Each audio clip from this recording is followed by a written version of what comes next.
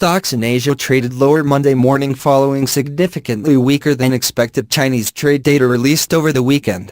Japan's Nikkei 225 fell more than 2% in early trade, while the Topix index dropped 1.88%. Shares of Japan Display plunged 9.09% in the morning after the company earlier said it had no plans to cut production of its smartphone panels in December, following reports which said it was planning to do so.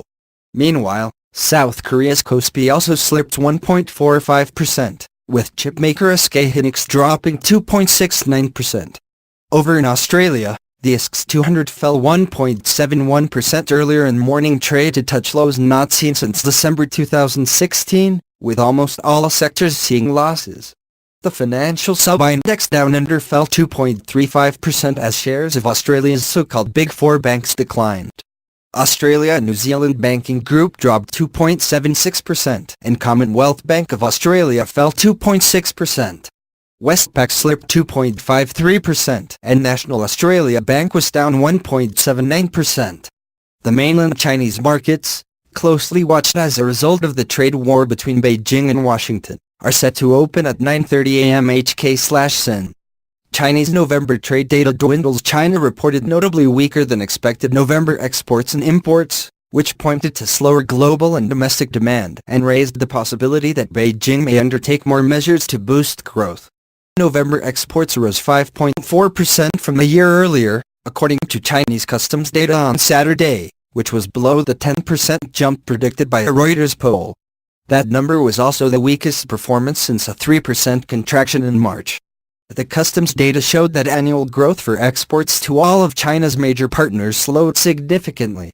Import growth was 3%, the slowest since October 2016, and a fraction of the 14.5% expected in the Reuters poll. Imports of iron ore fell for a second time, reflecting waning restocking demand at steel mills as profit margins narrow. China's November trade data missed expectations by a hefty margin, said analysts from the Commonwealth Bank of Australia in a morning note. Softer export growth reflects slower global growth and the fading effect of U.S. importers front-loading shipments to avoid increases in tariffs. Falling import growth points to softening domestic demand. But we expect Chinese fiscal stimulus to support imports in 2019, they said.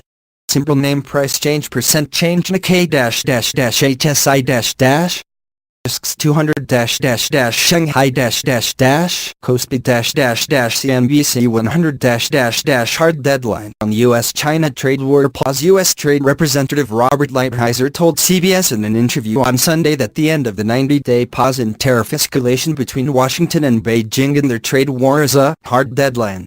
As far as I am concerned, it is a hard deadline.